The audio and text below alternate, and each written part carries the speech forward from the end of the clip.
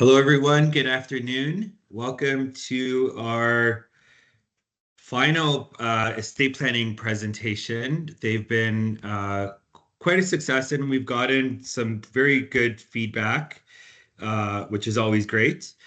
In this final, we are going to be speaking with Sarah Tan, who is the Regional Vice President and of Wealth Planning at CI. She is an accountant by trade. She deals with high net worth individuals and is an expert in estate tax planning. So I thought it would be a great opportunity, sort of as the grand finale, to get Sarah here to speak about some of the taxation issues and perhaps some workarounds and things that we can do in terms of our long-term planning to better position our estates, our estate plan. As usual, Sarah will present her slide deck, and we'll have a Q&A section, Q&A session at the end, and you can ask, I'm going to dare say, anything tax related. If you have any sort of scenarios that you're working through with your own estate or family estate, this is a great opportunity to pick the brain of an expert in her field. So Sarah, I'll let you take over. And again, everyone, as usual, there's a chat section where you can put in your questions, and we'll get to them as we move along. So Sarah, you can go ahead, and thanks again for helping us and joining us. Thanks for the introduction. Let me just share my screen here. Perfect. Okay. So thanks for the introduction and welcome everyone to our webinar. As Mike mentioned, we're going to talk about planning for taxes upon death today. And as they all say, there's no avoiding death and taxes. But as an accountant, I like to say we can at least try to plan for it. So let's talk about that. So the first thing you probably want to understand is what happens upon death in terms of taxes. So when you pass away, you're required to file a final or terminal personal tax return, which will capture not only all the income, but also any assets that you hold at the time of passing. And so for anyone that's an executor, you might want to know about the deadlines. So if you pass in the first 10 months of the year, the return is due April 30th, much like any other year. But if you pass later on in the year, so after November 1st, the CRA likes to give you at least 6 months thereafter to file the return. So there's a bit of time for you to still gather documents and get ready for that with your accountant. So what goes on the tax return? So of course, any income that the deceased person has earned up to that point will be taxable. In addition, the CRA will want to look at the assets that they held upon death and potentially tax those. So some common assets might be registered assets. So if you have RIFs or RSPs, they're all deemed to be withdrawn at that point in time. So whatever the fair market value is will be added to your taxable income. If you have other assets, for instance, non-registered investments, if you have real estate, or if you're a business owner and you have shares in a private company, those are all considered deemed disposed.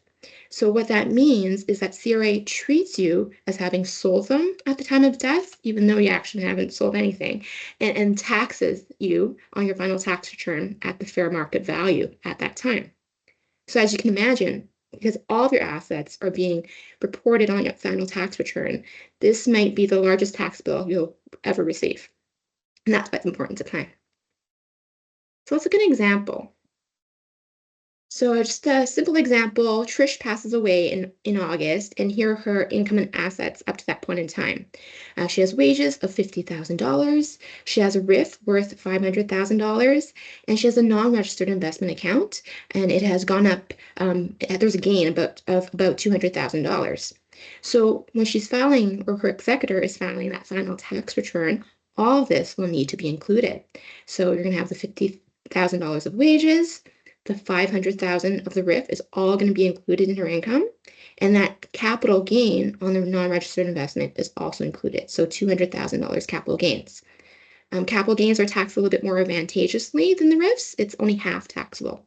So at the end, you're going to have $650,000 of taxable income on that final return, which can equate to about $300,000 of taxes. So it's quite a high tax bill at a high tax rate. Because remember, the more you earn, the higher tax bracket you're in. So you're likely going to be in the highest tax bracket upon death. So let's talk about how we can try to reduce these taxes, or some strategies we can look at. So here are some of the few common examples of how we can minimize taxes. Of course, there are definitely a lot more other strategies that we can tap into. So I'm going to talk about all these today. So the spousal rollover, beneficiary designations, the principal residence exemption, the lifetime capital gains exemption. We're talking about gifting some of our assets during our lifetime so that we can reduce the estate assets. And then if there are other strategic ways to reduce our assets prior to death, again, to reduce the estate. So the spousal rollover is for someone who passes away when they're still married or in a common law relationship. So remember, the basic rule that we just talked about is that there's going to be a deemed disposition of many of your assets upon death, and it's deemed disposed at fair market value, and that's what triggers the tax. But if you pass away with a spouse or a common law partner, you can be exempt from that, and instead you'll be deemed to dispose of those assets at cost. So if you're selling at cost, there's no taxes. And so those assets would essentially what we call roll over to your spouse. So they'll take over those assets. And only when they sell the assets later on, or if they pass away, that's when the tax is triggered. So it's a way to defer the taxes further down the road. Now, this rollover is automatic, so you don't really have to do anything to get this benefit. When your estate return is being filed by your accountant and executor, it will be automatic. So they will assume that everything is being rolled over to your spouse. However, there can be times when you might actually want to opt out of this rollover and actually trigger the gains. So you want to opt out and say, I'm going to sell these assets at fair market value instead. And those, for instance, in those situations where the deceased maybe has a lot of losses that they haven't utilized yet, well, then why don't we trigger some of those gains in the final return to utilize those losses? Or maybe the estate is so tax efficient that you're really paying tax at a very low rate. So maybe we should think about actually trigger some of these gains now when the first spouse passes away, so that when the second spouse passes away, they're not paying taxes at the highest tax rate. So just playing around with those tax brackets there. Let's talk a little bit more about beneficiary designations. So as most people probably know, when you have a RIF or an RSP, you typically choose a beneficiary. And depending on who you choose, there could be tax implications upon death. So normally, remember we discussed how typically all the RIF income or RSP income would have to be included in your final tax return. However, if you choose a beneficiary that is a qualified beneficiary for tax purposes, those RSPs could then roll over to that person and there'd be no tax, immediate tax upon death. So a qualified person could be a spouse or common law partner of the deceased, or it could be a child or grandchild of the deceased who is financially dependent on them. So in this situation, we want to think wisely about who we want to designate. So if you have, for instance, multiple beneficiaries and you can pick and choose who gets what, it might be a good idea to start off by designating a spouse or someone that's qualified as the RSP beneficiary, and then allocate the other assets accordingly so that you can take advantage of this benefit.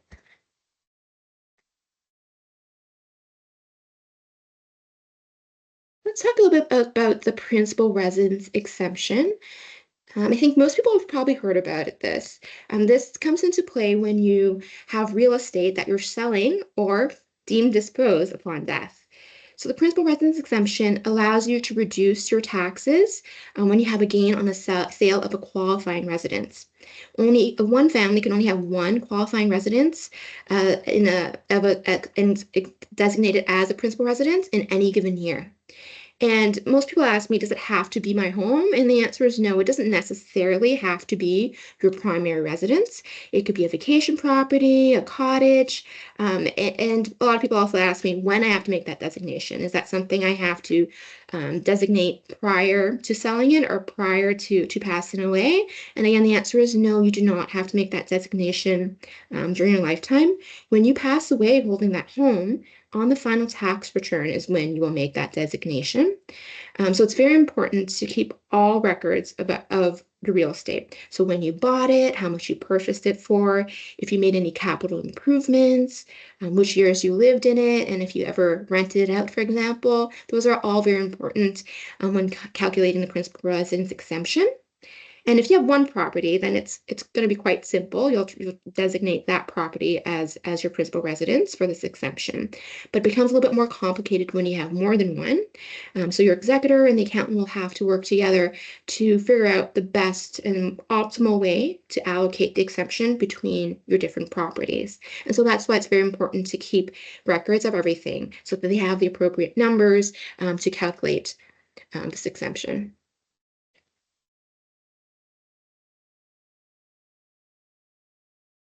So let's talk a little bit more about gifts. So one way you can reduce your estate taxes is by reducing what's actually in your estate.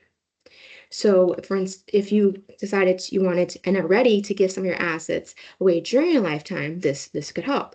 But you want to be careful and strategic about which assets you're gifting away.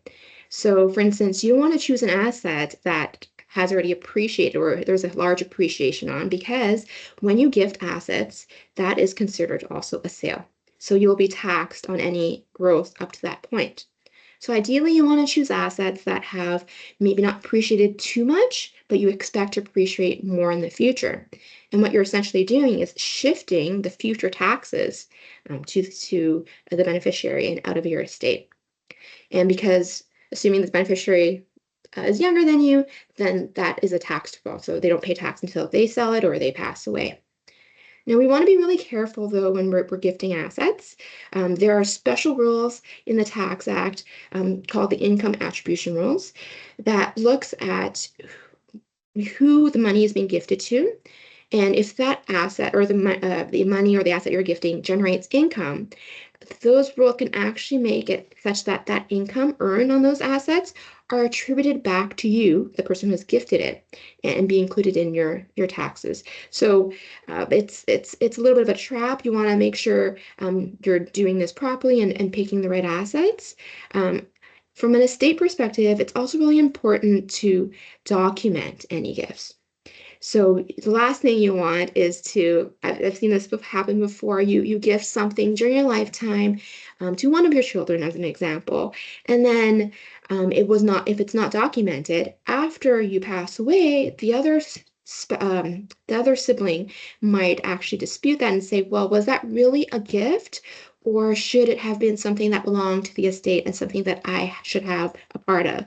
So it's really important to work with not only your accountant, but your lawyer whenever you're gifting something to make sure that's documented.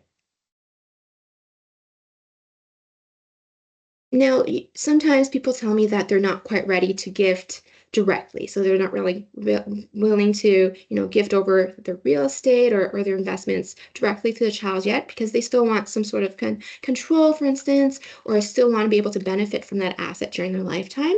So one way you can kind of structure that is through a trust or a family trust instead. Family trusts help with estate planning because any assets inside a family trust do not form part of your estate, just like if you were to gift the assets directly. But at the same time, a family trust allows you to maintain a level of control over the asset because you're picking a trustee, someone to look over those assets. You can also, if you're having trouble deciding who exactly is going to receive these gifts, which child or which beneficiary, this allows you to kind of defer that decision. So you're putting it into the trust. Everyone all can be a beneficiary, but you actually haven't decided who exactly will receive what and in what proportions. You might also want to use a family trust for gifts instead of direct gifting. If you're not sure whether or not the beneficiaries can actually handle the responsibilities of ownership of that asset. So for instance, we see this a lot with cottages as an example. Maybe you want to keep the cottage in the family, but you're not quite ready to give it to a specific person. You're not sure if they can handle it. You can put it into a family trust first. the family trusts are great if you have any concerns about marital breakdowns or creditors. The trust will provide protection. So one area where we actually see family trusts used a lot is for business owners. And if you're a business owner, you might have heard of this term called the estate freeze. It essentially allows you to freeze the value of your current company and the shares that you own so that you can bring on a successor or a new person or even a family trust um, so that they can gain from the appreciation, the future appreciation of that business. So let's look at an example. So for instance, let's look at Trish, who maybe is an incorporated business owner, and the business is worth $400,000. She expects the business to grow to $1 million prior to retirement. So if her accountant suggests an estate freeze so that she can pass on this growth to the next generation. And by passing on the growth, you're also passing on the associated taxes, so that's no longer taxed in your estate. So the estimated tax deferral from your estate to this family trust and your beneficiaries would be the gain that you're expecting. So the 1 million minus 400,000, so that's 600,000 times the top tax rate. So you're deferring over $160,000 of taxes. So that is not going to show up in your estate taxes anymore. And you've kind of passed that on to the next generation. And ideally, that would keep deferring until they pass away or until they sell the business. Now, if you are considering using a trust, you do have to be aware of this rule called the 21-year rule. It essentially prevents a trust from indefinitely deferring capital gains. So the government doesn't want you to keep putting things in trust and just deferring the tax. So on the 21st anniversary of when the trust is set up, the trust is deemed to dispose of its asset. And if there's appreciation of those assets, it will have to pay tax. But there are special rules. So at that point in time, you would have to make a decision if you want to pay the tax, but you can also, again, defer that tax if you roll over those assets or give those assets to the beneficiaries. So it's, even though there's that 21-year rule, there's still an opportunity after the 21 years to continue to defer the tax, but it's something you really want to be aware of if you are considering setting up a family trust.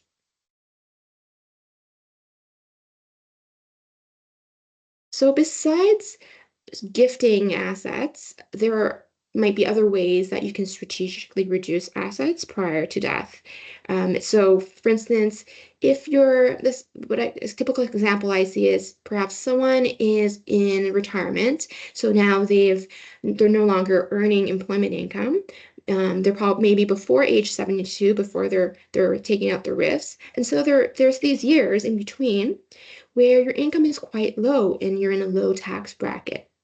So kind of thinking ahead, if I'm expecting to pay a lot of tax upon death, maybe at the highest tax rates, but I'm in a low tax bracket now, maybe it might be a good idea to actually draw down some of these assets quicker. So for instance, you might want to draw down from your RIFs. You might want to trigger some capital gains from your non-registered investments. There's always you can take advantage of that lower tax bracket that you're in at that point in time in an attempt to reduce paying more taxes down the road by your estate. I've gone through all the strategies and the common strategies that I wanted to talk about today. Last thing I kind of want to leave this off with is life insurance. So life insurance is not going to help you reduce your estate taxes, but it is really a good way to help smooth out the process and make sure there's liquidity inside your estate to pay for any taxes. So for instance, if you have an estate that has a lot of illiquid assets, so for instance, real estate, because of those deemed disposition rules, even though you actually are not selling real estate, you're still going to have potentially a high tax bill. So having life insurance is a good way to put in some liquidity into your estate to pay for those taxes so that your executor is not in a position where they have to do a fire sale or to sell assets at inopportune times to pay for those taxes. So this is a good way, something to think about. So if you're thinking about maybe life insurance and whether or not you have enough for your estate, a good place to start is to look at an estimated estate tax liability. So you can work with Mike and your accountant on that to determine what the expected taxes you will pay are, what the expected taxes are that you will pay upon death. And kind of when you figure that out and you look at what your liquid assets are, if there is a shortfall, then it might be a good idea to start thinking a little bit about life insurance to help with that. So that's it for me. That's the last thing I want to chat about. I'm not sure if Mike or Nick want to add anything before we go into the Q&A. No, that was perfect. That was a great overview.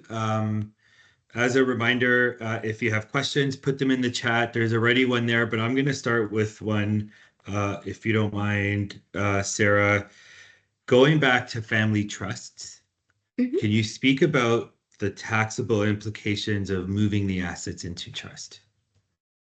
So someone Of passes course. away, and what happens from there? So you mean a trust in the A will family trust. Yes. upon death then? Yes. Okay. So when you pass away, sometimes people put clauses in their will that says that the assets will not be given directly to a beneficiary, instead it's going to go through a trust. So when assets are moved from the estate to the trust, there is a deemed disposition. So it's very similar to what would happen when you pass away. So any appreciation at that point in time is taxed inside the estate. And then those assets, if it has grown since death, and then those assets will move into the trust at that fair market value at that time. And then, depending what the assets are, they can be invested. And if there's any future growth or future income, that would all belong to the beneficiaries of the trust. Is that what you were thinking, Mike? Is there anything else that you wanted to? Yes. That's good. And so the first question we have, if you are if you're an individual and you own a singular property and you want to gift it to your only child, adult child, Mm-hmm. what's the best strategy? Because what we hear all the time is create a joint names on title. Maybe you can speak about that from a tax perspective. Okay. Yes. So yes, that's very common. So a lot of people would suggest going on joint title with joint right of survivorship. Now, keep in mind that that actually is not a strategy to save income taxes. That's a strategy to save probate fees. Um, so, okay, I'll get into probate fees a little bit. So, probate fees is a fee that you have to pay to the court for them to validate that your will is accurate and the executor is who they say they are. And so that's calculated as a percentage of your assets. It's 1.5% of the value of your assets. And it starts with anything over 50,000. So if you have an estate that's less than 50,000, that doesn't apply. And so when you're putting something in joint ownership, what you're trying to do is actually avoid that probate process so that legally the asset can just smoothly, without the court interfering, go from yourself to your child upon death. But from an income tax perspective, that doesn't help. So when you move assets during your lifetime and you add your child in this case, that's considered a deemed disposition for you. And so it would be disposed of at the fair market value. So if there's an appreciation since you purchased it, that's a capital gain to you.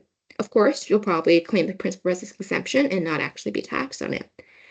Now your son or your daughter will have 50% of the asset. Now let's fast forward to what happens when you pass away in that case. You're both owning 50%. When you pass away, your portion again, deemed disposition, but you will claim the principal's residence exemption. But the other half now that belongs to your child, they may or may not be able to claim the principal residence exemption on anymore, depending on if they have another property, right? And if they're living with you or not. If they already have another property, now you've just lost half of that principal residence exemption on any growth that happens after you've added their name. Now, if you had just held it until the very end, you would have been able to claim the principal residence exemption on the entire thing, and then it would pass to your child without any further tax implications.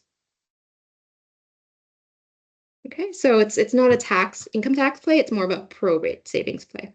Yes. And I think I think that the worry for a lot of people is they believe probate to be a much larger event than it actually is. And sometimes the risk of trying to implement some of these other, call them strategies, come at the expense of, just because you were trying to avoid that 1.5%.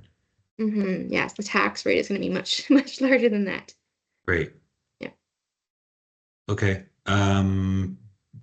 So we have one here. So uh, this is a tricky one. But we have a U.S. citizen who put their house into their wife's name only to remove the U.S. reporting requirements. Do you have any comments? So I'm assuming that's to remove the U.S. estate tax requirements. Yes. I mean, we see that implemented quite often, really from a U.S. tax perspective.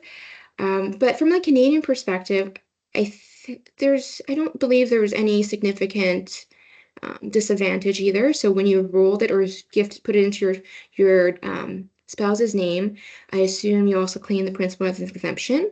And if your spouse is also living in that house going forward, they're going to be able to claim that principal residence exemption on it. So I don't think there was a negative impact by doing that from a Canadian tax perspective. Okay. I hope that Perfect. helps.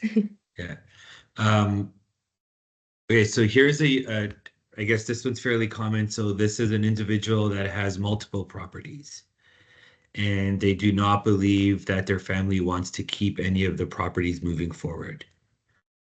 So are they better off, and this is, I guess, subjective, but are they better off selling the properties prior to their death? Or is there enough of what's the better strategy, trying to Mhm. dispose of the property while they're alive or letting the executors deal with it in the estate? Okay, so just strictly looking at the taxes that you'll pay, if you wait to hold all of these until the very end, you're going to end up in the highest tax bracket. It's going to be a lot of tax. So if you were to start to divest these assets during your lifetime, you can do it very strategically. So you probably wouldn't sell all of them at once. You would do it slowly so that you're not hit with that high tax rate all at once. So just from a tax savings perspective, I would say if they don't want the assets anyways, it would make sense to start divesting now and slowly take advantage of those lower tax rates. There's always hanging in the air the concern about capital gains rates going up. So that's something to think about too. Hey, Sarah, Perfect. excuse me. So I have a question kind of related to that. Mhm. So it, if there's a scenario, let's say that the first spouse pass. So let's say that both spouses have a RIF account. So each of them have a RIF. Let's Mhm. say coincidentally they're both the same amount. Let's say 200,000, 200,000. They both have RIFs. Mhm. And let's say the first spouse passes Mhm. and she's very little income, like maybe like 15, 20,000, very little retirement income. Yes. Would it be worthwhile in that case to, rather than roll it over into the surviving spouse's RIF, maybe just trigger the income at death, because majority of that will be taxed at a significantly lower tax rate. Whereas if it gets rolled over, now that money is going to be taxed beyond that $200,000 that's already there. So you're going from like let's say average tax rate of maybe 30% to like 42, 43%. Mhm. Is that a Mhm. common strategy that a person will use, is triggering versus rolling over when their income is lower? Yes. Yeah? Yes, Okay. absolutely. Yep. No, I've definitely seen that. And yes, you're right. That's very a low tax rate. If you only have $20,000 of income versus being in the highest tax bracket. Well, in this Second example. spouse. Yeah, in this Yeah. example, yeah. Yeah.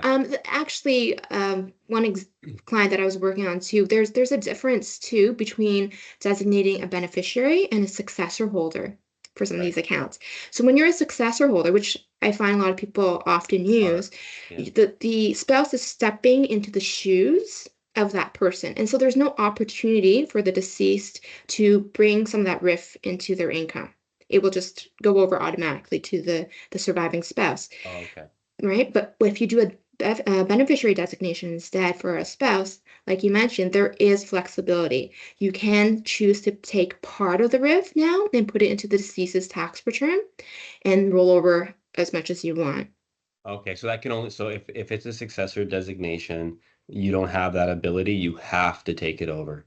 Yes, they're just Got stepping it. into their shoes, taking over the account. Yeah. Okay, that's really good to know. So there is a difference Hmm. in terms of Yes, that. Okay. yes. And I'd say I see most people using the successor holder Most. for Well, spouses. yeah, Yes. yeah. Yeah. So if you're So thinking Okay. about that's a taxes, that's flexible. Yeah. so that's a very interesting point actually, because naturally we always do successor. Yeah, Hmm. yeah. But I didn't realize you lose that flexibility, which I guess is not always the case, but it's just So an Having the option that option you're is using. good, right? so Right. Yeah. Sarah, generally speaking, what would you say is Mhm. the one biggest benefit to the successor over beneficiary? Like the one really big benefit? I think it's just an ease of administration, isn't it? Isn't it just that you Yeah. don't have to really do anything um, for that Okay. to happen? Yeah. But other than that, I think that's the reason most people use that. Okay. And just for clarity, when we say registered, we mean RSP, RIF, LIRA, LIF. All of those types of accounts are treated the same from a taxable perspective. Perfect. Thank you so much. That was actually a really good piece of information to take away. No problem.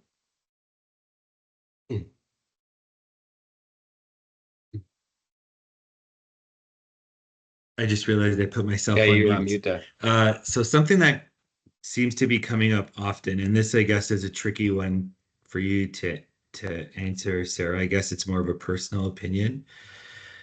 But a lot of our clients are in the demographic where they know that they're the executor to their parents' estate, Hmm. and their parents are much older, and they know that this is in the nearer future that they're going to have to deal with this. Is there anything that you can suggest that someone can look at when they're dealing with the potential um, the potential role that they'll be undertaking with their parents' estate? So in terms of okay, so there is a guide from CRA's perspective, there is a guide called Preparing Tax Returns for Deceased Individuals. So that would give you a very good overview of what to expect when you're preparing taxes in that situation. It also talks a little bit about your responsibilities and obligations as an executor. And maybe I can talk a little bit about that as well. So Mhm. as an executor, of course, you're going to be responsible for filing the tax returns.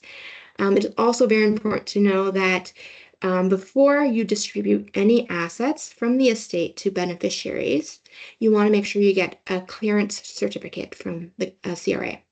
And what that means is that CRA is certifying that all your returns for your parent and estate are up to date. There's no other further tax liabilities owing.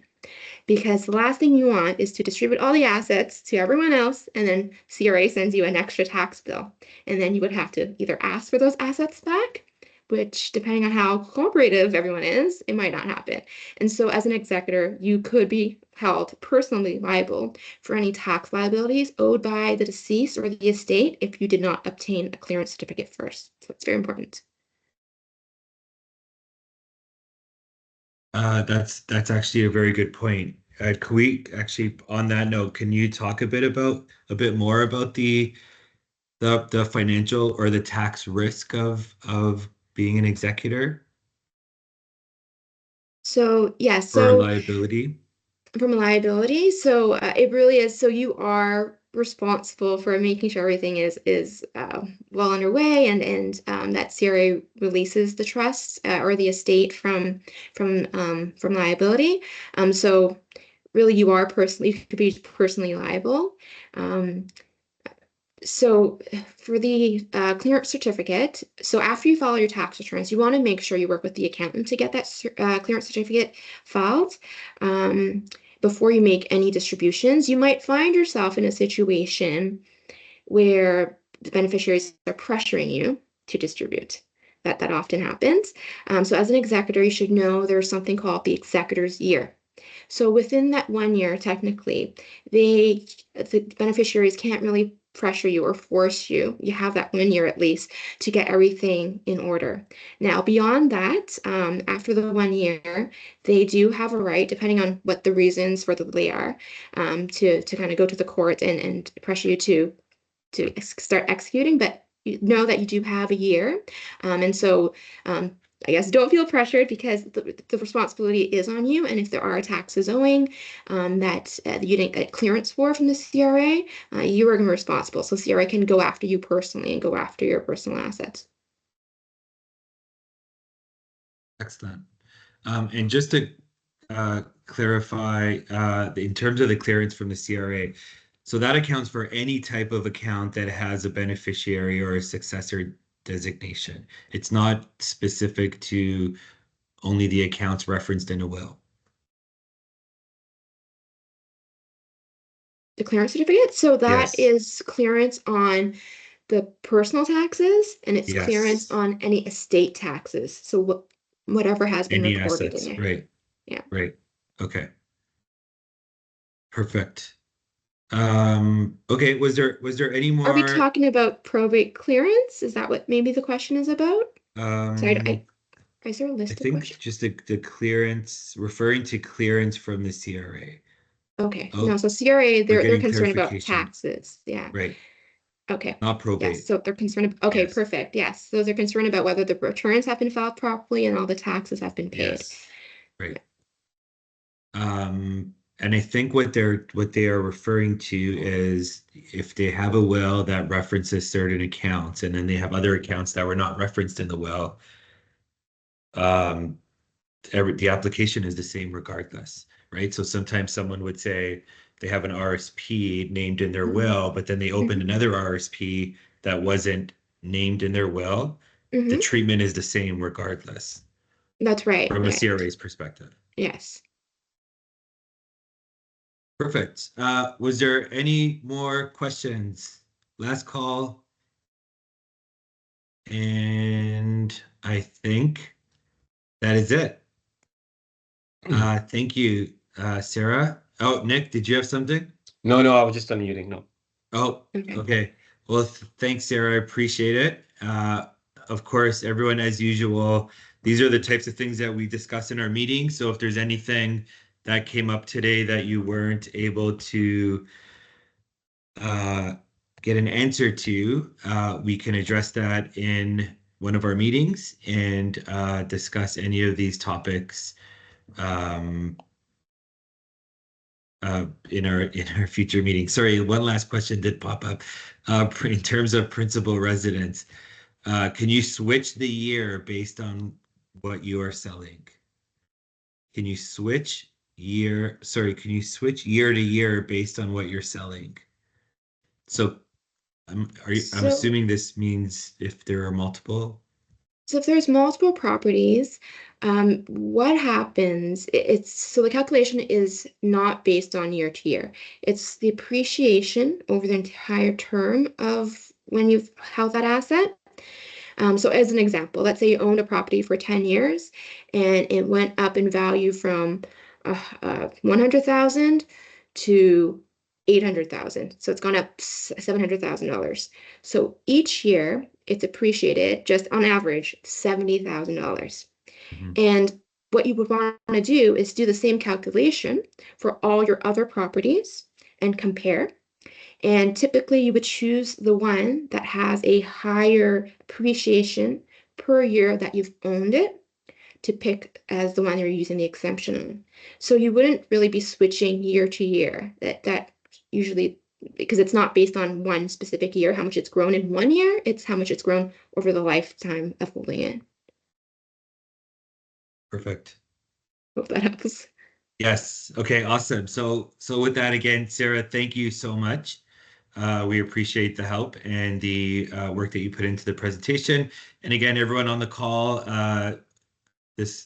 when we see you soon, feel free to have these we'll continue to have these conversations as we usually do.